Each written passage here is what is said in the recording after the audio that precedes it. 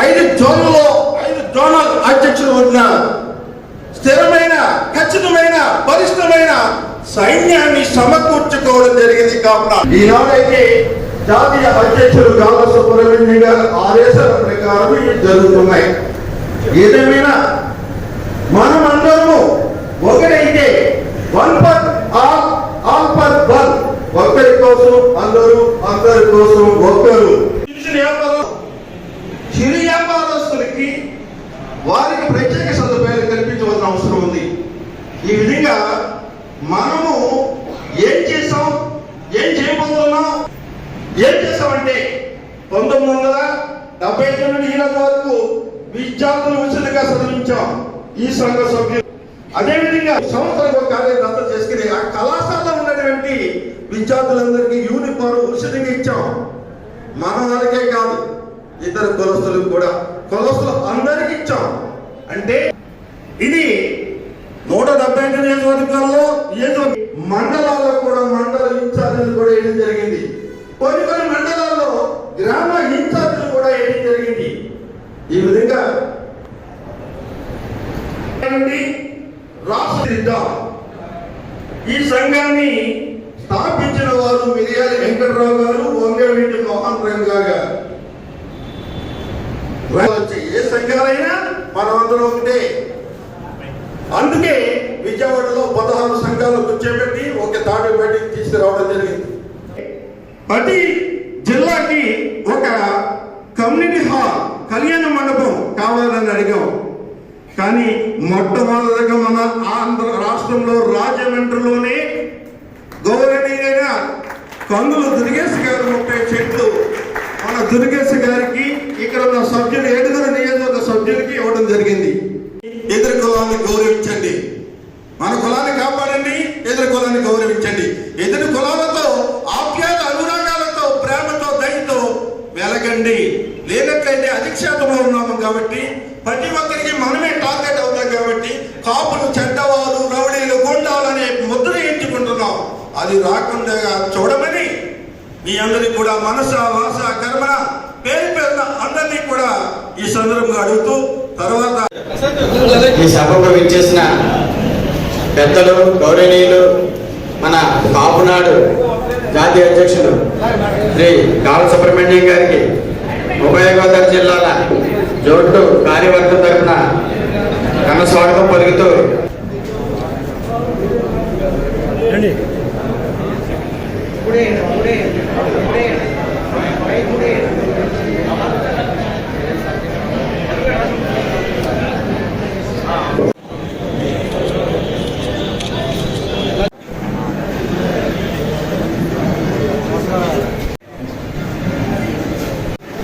ఉభయ గోదావరి జిల్లా zone 2 president గా నేను అంటే బుధే రఘురేష్ ని ఇక్కడ కొనసాగుతున్నాను. అలాగే రాజమండ్రి పార్లమెంట్ ప్రెసిడెంట్ గా ముమ్మిడి వీరబాబు గారు ఉన్నారు. అలాగే ఏలూరు పార్లమెంట్ ప్రెసిడెంట్ గా మునగాల నాగరాజు గారు ఉన్నారు. నర్సాపురం పార్లమెంట్ ప్రెసిడెంట్ గా సానా నాగబాబు గారు ఉన్నారు. అమలాపురం పార్లమెంట్ ప్రెసిడెంట్ గా రేఖపల్లి సురేష్ గారు ఉన్నారు. రాజమండ్రి సిటీ అధ్యక్షుడిగా రుద్ర దుర్గా ప్రసాద్ గారు ఉన్నారు. రాజమండ్రి రూరల్ అధ్యక్షుడిగా దేశీడి రాంబాబు గారు ఒకసారి వేదిక వద్దకు రావాలి. కాళ్ళ చక్రరావు గారు, మీరిద్దరు కూడా ఒకసారి వేదిక దగ్గరకు వచ్చి సభకు పరిచయం చేసుకోవాలని కోరుతున్నాను. పార్లమెంట్ సెక్రటరీగా దేవకుమార్ చక్రపాణి గారు, నలంశెట్టి వీరబాబు గారు ఉన్నారు. అలాగే నగర ప్రధాన కార్యదర్శిగా ఉర్రింకల సతీష్ గారు, రూరల్ ప్రధాన కార్యదర్శిగా పిల్లా దుర్గా ప్రసాద్ గారు, అలాగే నగర కార్యదర్శులుగా రావి రామకృష్ణ గారు, తలారి శ్రీనివాస్ గారు, రూరల్ కార్యదర్శిగా పసలపూడి లక్ష్మీనారాయణ గారు, అలాగే నగర యువత అధ్యక్షుడిగా సింహాద్రి వీర వెంకట దుర్గాప్రసాద్ గారు, రూరల్ యువత అధ్యక్షుడిగా రావుపాటి మణికంఠ గారు, రాజానగర్ యువత అధ్యక్షుడిగా దేనేటి మణికంఠ గారు, అలాగే మహిళా విభాగం పార్లమెంట్ అధ్యక్షుడిగా కొత్తపల్లి భాగ్యలక్ష్మి గారు, మరి మహిళా విభాగం నగర కార్యదర్శిగా గోపిశెట్టి విజయలక్ష్మి గారు వేదిక వద్దకు ఒకసారి రావాలి. అలాగే రాజానగరం మండల కార్యదర్శిగా సలాది తాతానాయుడు గారు ఉన్నారు. లాలాచెరువు గ్రామాధ్యక్షుడిగా కుప్పట్ల రామకృష్ణ గారు ఉన్నారు. అలాగే లాలాచెరువు గ్రామ కార్యదర్శిగా ఇంటి జయరాజు గారు ఉన్నారు.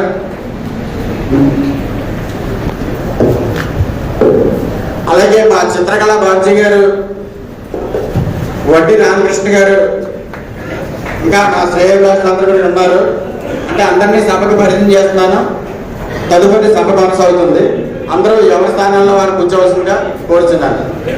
అలాగే ఈరోజు మన మధ్యకి వల్లి దేవసాయ సుబ్రహ్మణ్య స్వామి దేవస్థానం చైర్మన్ ఏడుద వెంకట దుర్గాప్రసాద్ గారు కూడా వచ్చి ఉన్నారు. వారికి కూడా సభాపూర్వకంగా నమస్కారం తెలియజేస్తున్నాను.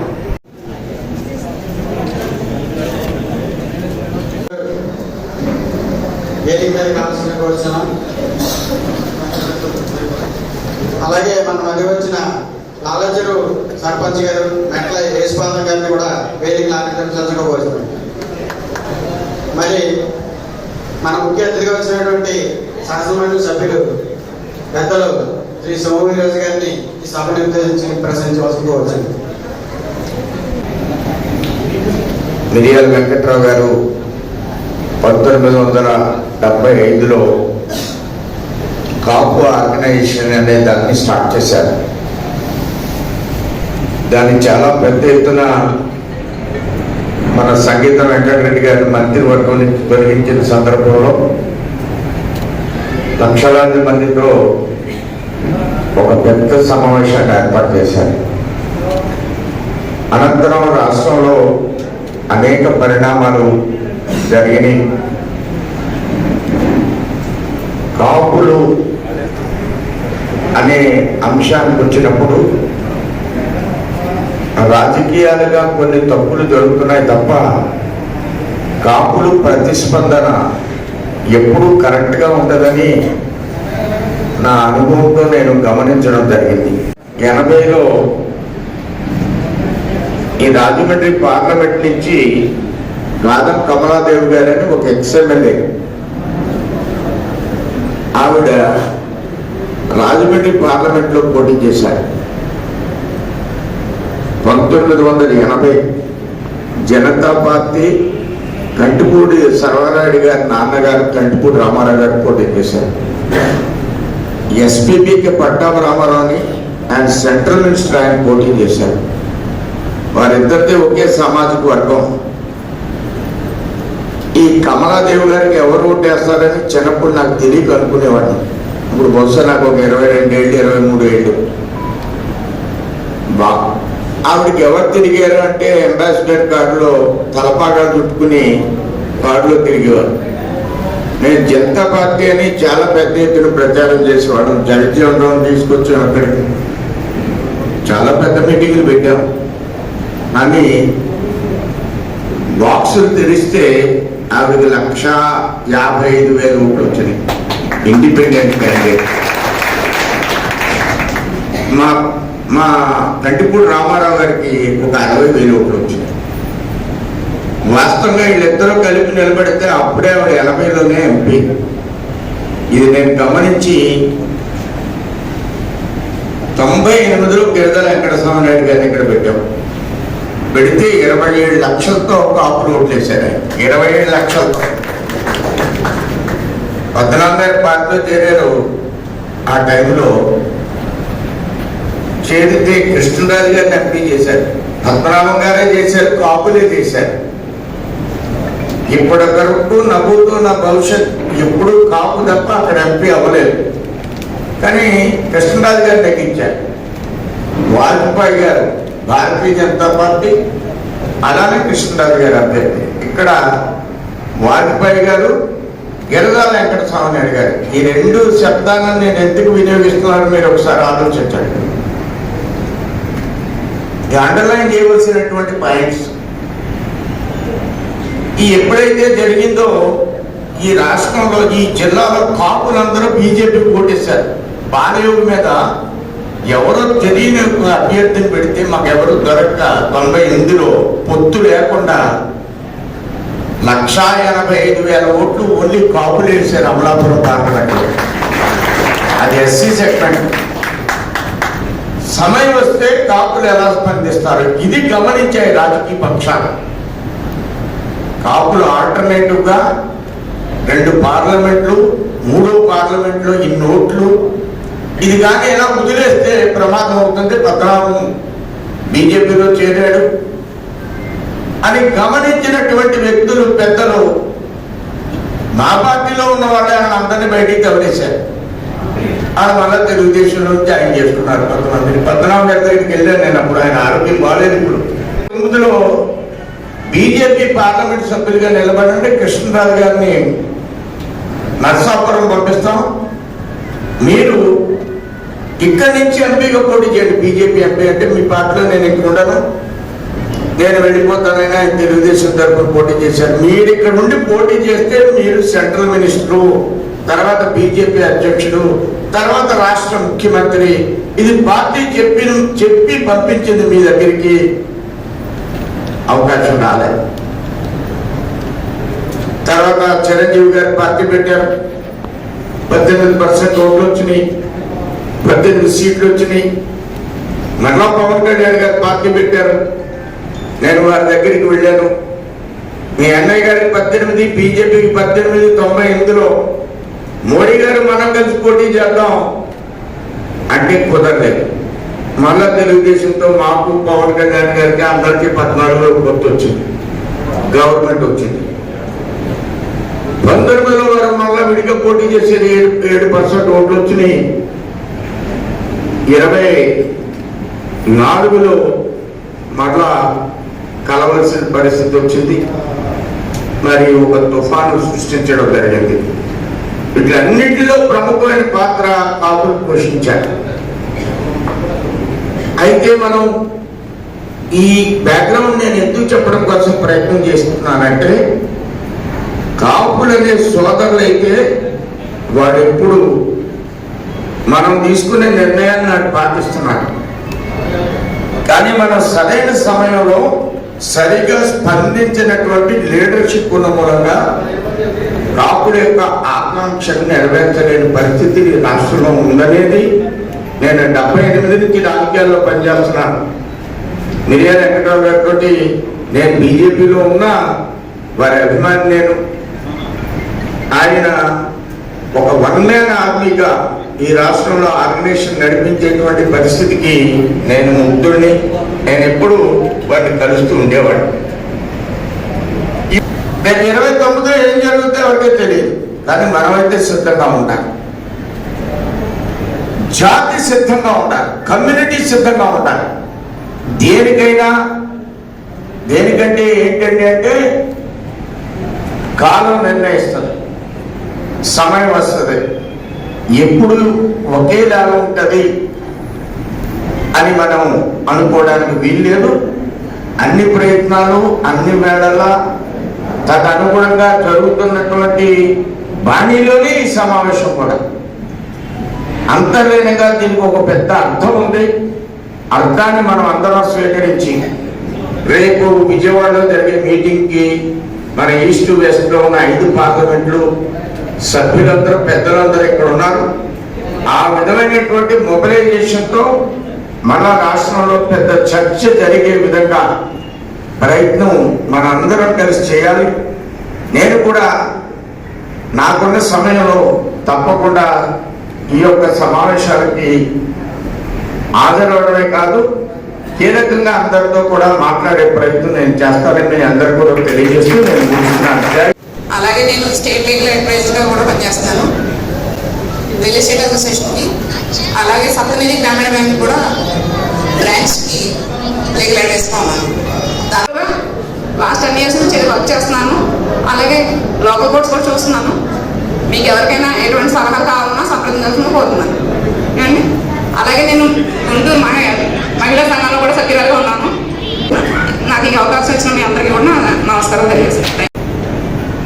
ఈ సందర్భంలో మేము కూటమి ఉన్నాం కాబట్టి ఈ బడ్జెట్ని అలకేట్ చేయమని రేపు కౌన్సిల్ స్టార్ట్ అవుతుంది.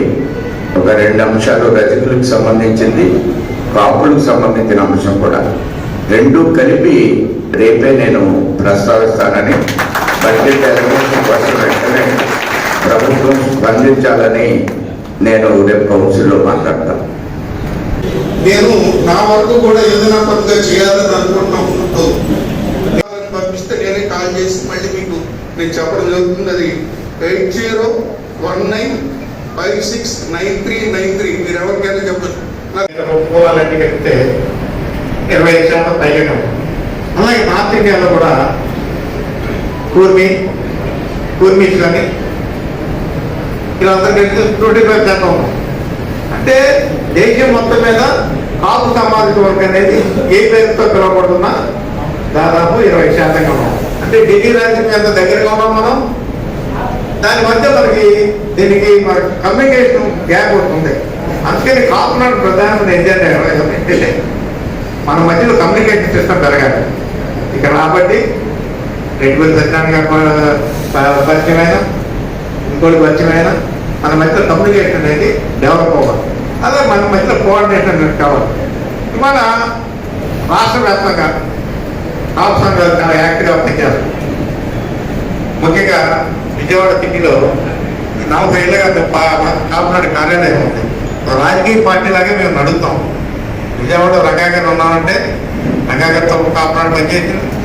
రంగాగారి కోసం 1975లో మిర్యాల వెంకటరావు గారు మన గోదావరి జిల్లాలో అల్లుడు, మన చిరమరెడ్డి అంబులు, వీళ్ళిద్దరు కలిపి విజయవాడలో రాధా గారు అంటే రంగా గారి అన్నయ్యని చంపేసిన తర్వాత రంగా గారికి మోరల్ సపోర్ట్ లేక ఆయన అసలు విజయవాడ నుంచి వదిలిపోయి తిరుపతిలో ట్యాక్సీ నడుపుతున్న మైండ్ వెళ్ళిన టైంలో మిర్యాల వెంకటరావు గారు విజయవాడ నుంచి అంబులు గారు తీసుకొని 75లో కాపులందరినీ సమీకరించి రంగాగారి నాయకులు ఫస్ట్ గుర్తించి ఆయన పై అడుగుపెట్టేది రాజ్యం ఏంటంటే మిర్యాలగట్టాడు అంటే కాపునాడు. అంటే అప్పుడు కాపునాడు లేదు. కాపునాడు మీద కొంతమందికి క్లాస్ కూడా ఇస్తాను. ఎన్టీ రామారావు మహానాడు కాంటాక్ట్ చేశాడు కృష్ణానగర్ రోడ్డు. అప్పుడు రంగాగారి మీద విపరీతమైన హెరాస్మెంట్ కేసు జైలు ఈ పరిస్థితులు ఉన్నప్పుడు రంగా గారికి మోసంతో పెట్టుకో సపోర్ట్ కోసం మనం ఒక మీటింగ్ కండక్ట్ చేయాలని చెప్పి రామారావు ఎక్కడైతే మహానాడు పెట్టాడో అదే ప్రాంగణంలో మనం కూడా పెట్టి మన 90 పెట్టిందామని ఆ ప్రాంగణంలో పెట్టాం. కానీ మహానాడు ప్రాంగణంలో పెట్టాం కాబట్టి దానికి కాపునాడని 85లో దాన్ని పెట్టారు. మీరంతా కదలండి. ఇవాళ కాపు వెనకబడి పథకం లేదు. అందరూ అన్ని రంగాలు ఉన్నారు, వ్యాపార పరంగా ఉన్నారు. నేను నార్త్ ఇండియాలో మనం చాలా ముందు ఉన్నాం. ఎక్కిరెడ్డి పరంగా ఆ పరిస్థితి రావాలి. ఇక్కడ గోదావరి జిల్లాలో ఒకప్పుడు రైతు మిల్లు అంటే ఎవరైతే ఇవాళ మన ఎంత అనుకునే. అందుకనే ఒక్కసారి మళ్ళీ నేను అందరికి ఫైనల్గా పిలుపునిస్తూ ఫైనల్ ఒక్కసారి రంగాగారిని స్మరించుకుంటూ ఉద్యమాల ఊపిరిలో ఉదయించిన స్తంభించిన కాపుల్లో బంధించిన సమరపోరు ప్రాణాన్ని పణం పెట్టి పోరాటాలు చేసినట్టు సాగరంలో సోదన ఒకటి మౌనంగా మార్గంగా జోహార్ రంగా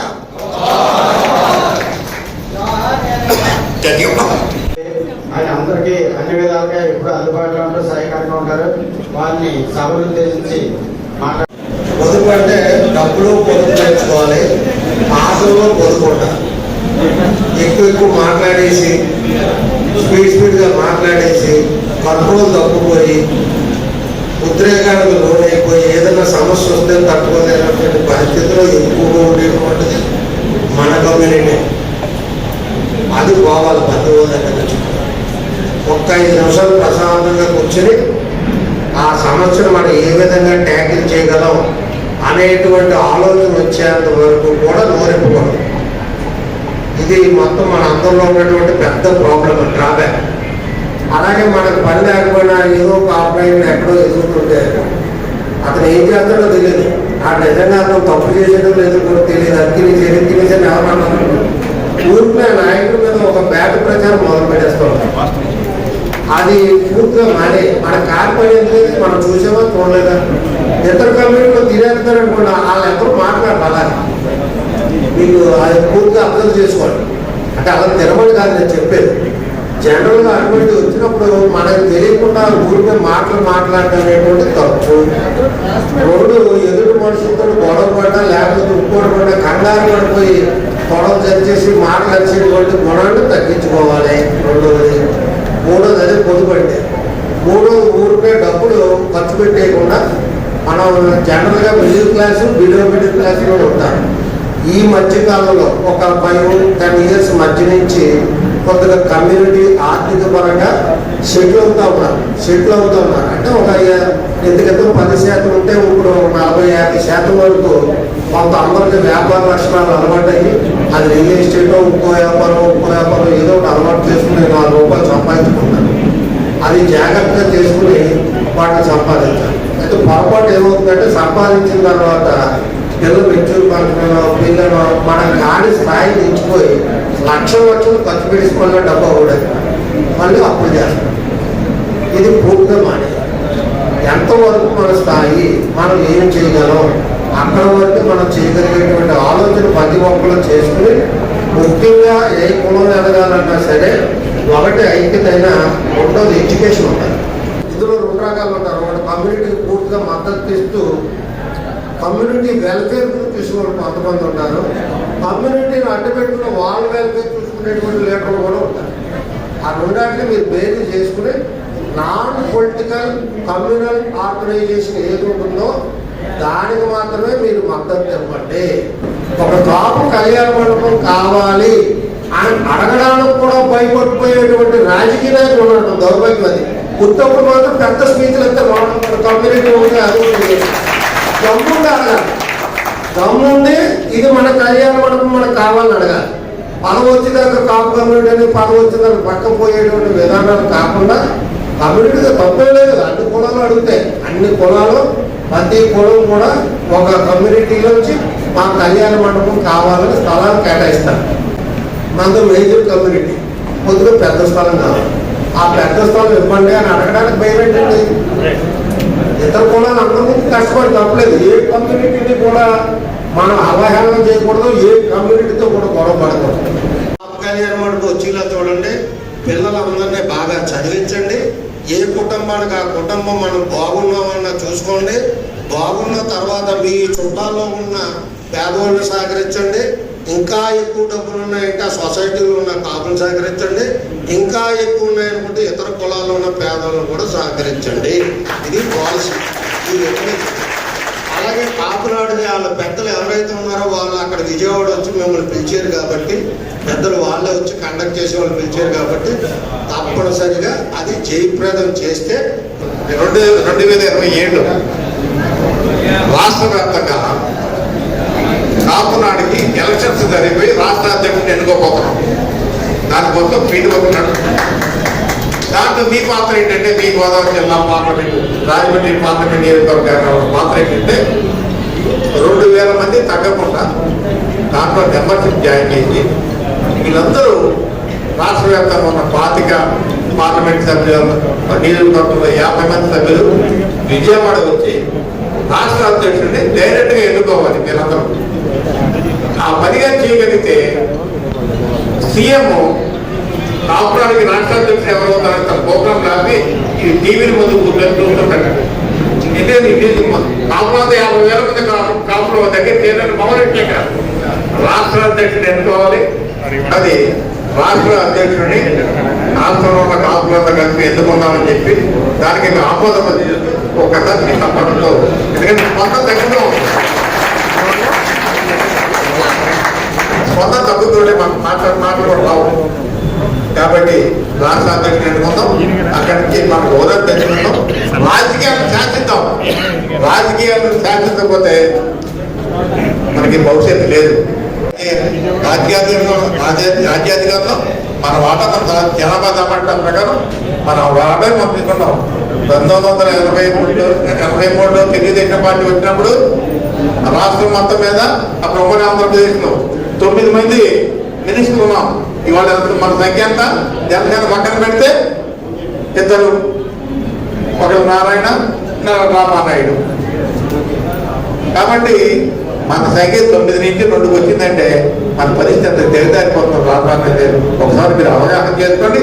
మళ్ళీ మన బలాన్ని సమీకరించుకుందాం, మళ్ళీ రాజకీయాన్ని శాశ్వతని చెప్పి తెలియజేస్తున్నాం. Thank you. Zonal legal cell president పప్పుల దర్బాబు గారిని తమ సందేశాన్ని వస్తుంటారు. బాలసుబ్రహ్మణ్యం. నేను రాష్ట్రంలో కాపునాడు మూవ్మెంట్ స్టార్ట్ చేసి విజయవాడలో 50 సంవత్సరాల పూర్తయిన సందర్భంగా విజయవాడలో ఒక భారీ బహిరంగ సభకి మేము ప్లాన్ చేస్తాం.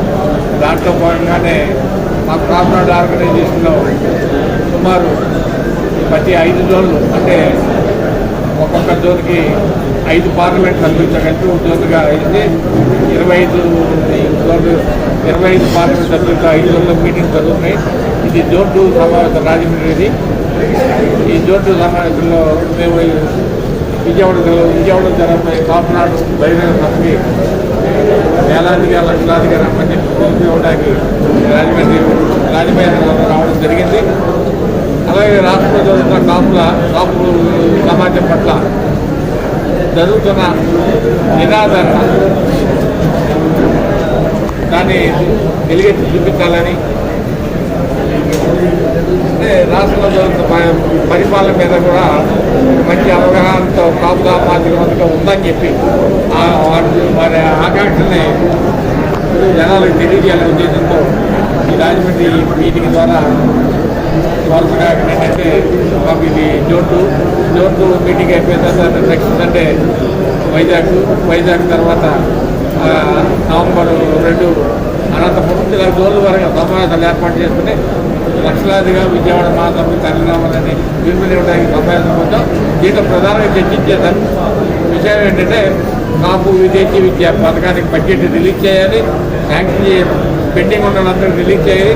అదే అలాగే కాపు భవనాలని ప్రతి నియోజకవర్గ స్థాయిలో, పార్లమెంట్ స్థాయిలో పెద్దది చిన్న భవనాలు నియోజకవర్గ స్థాయిలో ఏర్పాటు చేయాలని చెప్పి, అలాగే కాపు రాజకీయంగా, సామాజిక పరంగా, ఆర్థిక పరంగా మా ఉన్నత స్థానాల్లో మా మాట ప్రకారం మాకు అందజేయాలని చెప్పి ప్రభుత్వాన్ని డిమాండ్ చేయడానికి రేపు విజయవాడ తరఫు ఏర్పాటు చేస్తాం. దానికి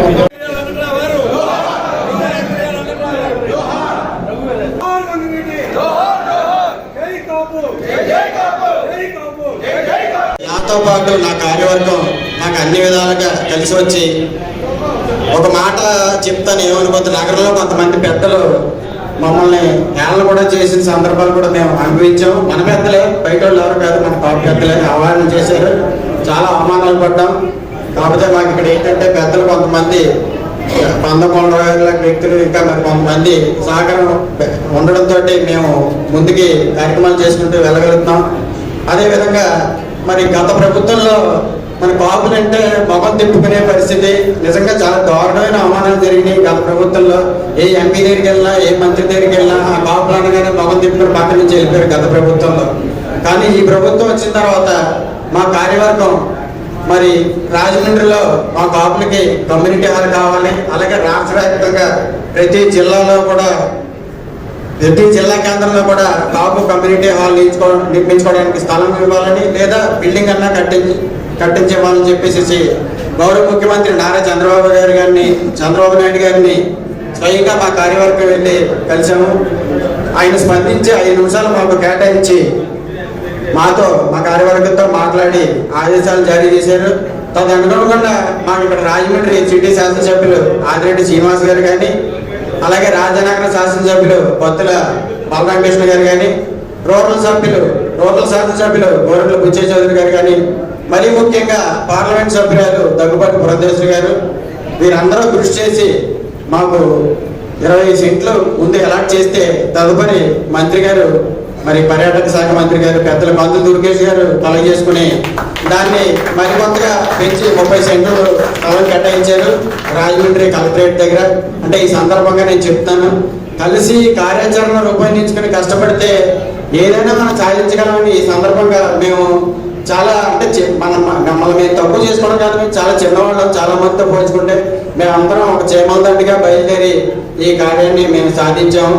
అలాగే ప్రతి చోట ఈ కార్యాచరణ అమలుపరుచుకొని క్రమశిక్షణతో మన వాళ్ళందరూ ఎవరైనా ముందుకు వస్తే దయచేసి వాళ్ళు ఎవరిని కూడా అవగాహన చేయొద్దు, సపోర్ట్ చేయకపోతే చేయబోయారు కానీ ఎవరు అవగాహన చేయొద్దని చెప్పేసి తెలియజేసుకుంటూ మరి మిగతా అన్ని నియోజకవర్గాలు పార్లమెంట్ నియోజకవర్గాల్లో కూడా స్థలాలు సంపాదించడానికి మనకు అందే వాళ్ళందరూ కష్టపడి పనిచేయాలని, ఆ విధంగా పనిచేస్తారని కోరుకుంటూ, అలాగే ఈ కాపునాన్ని మరి ఒకప్పుడు ఒక ఉభయ తెలుగు రాష్ట్రాలు ఆంధ్ర తెలంగాణకే పరిమితమైన ఈ కాపునాన్ని మరి పెద్దల కాల సుబ్రహ్మణ్యం గారు ఈవేళ దేశవ్యాప్తంగా తీసుకుని వెళ్ళిపోయారు. త్వరలోనే మరి డిసెంబర్ నెలలో ఆంధ్ర రాష్ట్ర వ్యాప్తంగా భారీ బహిరంగ సభ నిర్వహిస్తున్నారు మన కాపుల స్థితిగతుల మీద. అలాగే వచ్చే ఏడాది దక్షిణాది రాష్ట్రాలు అంటే ఒక్కసారి గమనించండి, ఆంధ్రప్రదేశ్ తెలంగాణకి సంబంధించిన కాపునాన్ని దక్షిణాది రాష్ట్రాల మీటింగ్ వచ్చే సంవత్సరం దక్షిణాది రాష్ట్రాల్లో మీటింగ్, దక్షిణాది రాష్ట్రాలు అన్నీ కలిపి ప్రతినిధులతో మీటింగ్ ఏర్పాటు చేయడానికి ప్రయత్నాలు చేస్తున్నారు. మొన్ననే మరి ఈ మధ్యన ఉత్తరప్రదేశ్లోని అయోధ్య మీటింగ్ కూడా వారు వచ్చారు. దేశవ్యాప్తంగా కాపులు వివిధ పేర్లతో పిలబడుతున్న వాళ్ళందరినీ ఇంకా ఆయన అదే పనిగా పెట్టుకుని తిరిగి అవన్నీ సేకరించి భవిష్యత్తులో మనం రాజకీయంగా ఏ పార్టీనైనా సరే కాపులు శాసించే పరిస్థితి తీసుకొచ్చే విధంగా కార్యాచరణ రూపొందించుకుని ఒక బ్లూ ప్రింట్ డిజైన్ చేసుకుని ఆ ప్రకారం ఆయన ముందుకెళ్తున్నారు. ఆయన అలాంటి వారికి మొత్తం మన కాపు సమాజం అంతా కూడా అండగా నిలబడి ముందుకు మనం సపోర్ట్ చేయాలి. అలాగే ఇక్కడ చూసుకుంటే మన రాష్ట్ర వర్కింగ్ ప్రెసిడెంట్ మరి కోటిపల్లి రామారావు గారు కూడా ఆయన ఈ మధ్య రిటైర్ అయ్యి పూర్తిగా ఈ సమయాన్ని కాపునాటికి అంకితం చేస్తున్నారు. ఇలాంటి వాళ్ళని మనం ఉపయోగించుకుని మన కులాభివృద్ధిలో, మన పిల్లల అభివృద్ధికి, మన కులాభివృద్ధికి మనం గౌరవంగా బతికే విధంగా మన జీవితాలు మలుచుకోవాలని అందరికీ తెలియజేస్తూ మరి నా ఆహ్వానాన్ని మన్నించి మరి వేరే ప్రాంతాల నుంచి కూడా వచ్చారు. మరి అనంతపురం నుంచి మహిళా ప్రధాన కార్యదర్శి గారు వచ్చారు మహాలక్ష్మి గారు, అలాగే గుంటూరు నుంచి మన స్టేట్ వైస్ ప్రెసిడెంట్ ఎర్రగొప్ప నాగేశ్వరరావు వచ్చారు, గుంటూరు పార్లమెంట్ అధ్యక్షులు రాగం సదాశివరావు గారు వచ్చారు, అలాగే జోన్ 3 మొదలపాటి వెంకటరావు గారు, అమలాపురం, కాకినాడ, ఏలూరు, నరసాపురం పార్లమెంట్ల నుంచి మరి ప్రెసిడెంట్లు అందరూ వచ్చారు. మన కార్యవర్గం అందరూ వచ్చి ఎంతో క్రమశిక్షణతో ఈ కార్యక్రమాన్ని జయప్రదం చేసినందుకు అందరికీ ధన్యవాదాలు తెలియజేసుకుంటూ మరి పెద్దలు తర్వాత ఎస్వి రంగారావు గారు, అదేవిధంగా మనం చూస్తే అన్ని రంగాల్ని కూడా కళారంగాన్ని, ధర్మాన్ని, న్యాయాన్ని అన్నిటినీ సమపాల్లో నడిపిస్తూ మంచి కవి అయినటువంటి మనకి శ్రీకృష్ణ దేవరాయల వారిని కూడా స్మరించుకోవడం. 3 విగ్రహాలు ఒకే మండపంలో బ్రహ్మాండంగా ఆర్సీసీతో కన్స్ట్రక్షన్ చేసాం. ఆ మండపంలో కూడా ప్రతిష్ఠించబోతున్నాం. వీరందరూ కూడా తప్పనగా సరిగా హాజరయ్యి ఆ కార్యక్రమం విజయవంతం చేస్తారని చెప్పి మీకు తెలియజేసుకుంటూ, ఎప్పుడు ఏ అవసరం వచ్చినా మీకు మీ ఉద్యమానికి పూర్తిగా ఏదైతే కాపునాడు ఉద్యమం ఉందో దానికి కాపు కాస్తూ నా వంతు సహాయ సహకారాలు అందిస్తానని మీ అందరికీ మరొకసారి విన్నవించుకుంటూ, సోదరులు అడిగారు పవన్ కళ్యాణ్ గారు ఒక అపాయింట్మెంట్ కావాలని. డెఫినెట్ గా ఈ అసెంబ్లీ సెషన్స్ తోనే మన అధ్యక్షుడు, ఉప ముఖ్యమంత్రి వర్యులు, మన అందరి ఆరాధన దైవమైనటువంటి శ్రీ పవన్ కళ్యాణ్ గారిని మీ యొక్క ఉద్యమ తాలూకు విషయాలన్నీ కూడా వారికి చెప్పి వారిని ఒక అపాయింట్మెంట్ కోరుతున్నానని చెప్పి వారి దృష్టిలో పెట్టి ఖచ్చితంగా మనందరం కలుసుకుని ఒకసారి వారిని కలిసే విధంగా కూడా నేను ఏర్పాట్లు చేయడానికి ప్రయత్నం చేస్తానని మీ అందరికీ తెలియజేసుకుంటే ఈ అవకాశం ఇక్కడ పెద్దలందరికీ కూడా మరొకసారి హృదయపూర్వక ధన్యవాదాలు తెలియజేసుకుంటూ సెలవు తీసుకున్నాను. Thank you.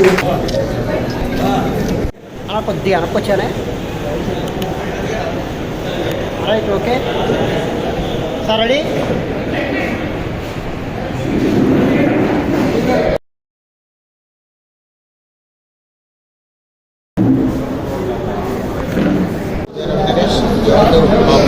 వైగోదావరి జిల్లాలో అధ్యక్షుడిగా ఉన్నాను.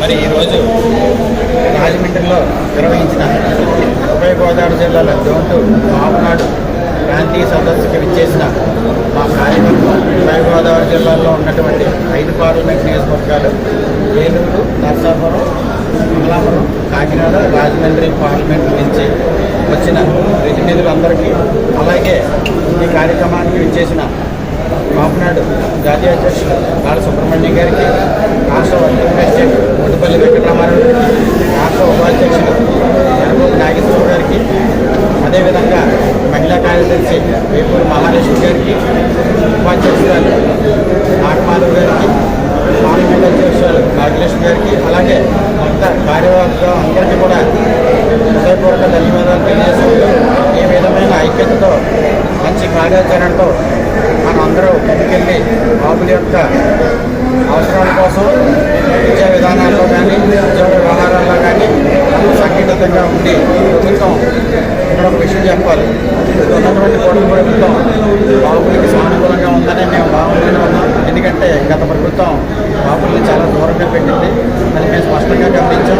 ఈ ప్రభుత్వంలో మరి ప్రభుత్వం వచ్చిన తర్వాత నారా చంద్రబాబు నాయుడు గారు కానీ, ముఖ్యమంత్రి పవన్ కళ్యాణ్ గారు కానీ, అలాగే మరి యువకుడు నారా లోకేష్ గారు, విద్యాశాఖ మంత్రి నారా లోకేష్ గారు కానీ అందరూ కూడా కలిసికట్టుగా పనిచేస్తూ ఈ రాష్ట్ర అభివృద్ధికి, అలాగే ఉద్యోగాల విషయాల్లో, పరిశ్రమల విషయంలో, అన్ని విషయాల్లో ఈ రాష్ట్రాన్ని సమర్థించాలని, ముఖ్యంగా మరి మన కాపుల విషయంలో కూడా వారు సానుకూలంగానే ఉన్నారు. కాబట్టి మనం కూడా సానుకూల ధోరణితో మనకు కావాల్సిన పనులన్నీ వారిని అడిగి చేయించుకుని మన సంఘీయులకి ఉపయోగపడి మన కులాన్ని అభివృద్ధి చేద్దామని తెలియజేసుకుంటూ మరి రానున్న రోజుల్లో జరిగే సమావేశాలను జయప్రదం చేసి మన హక్కులకి కార్యాచరణతో క్రమశిక్షణతో అన్ని సాధించుకుంటామని తెలియజేసుకుంటూ అందరికీ ధన్యవాదాలు తెలియజేస్తున్నాను.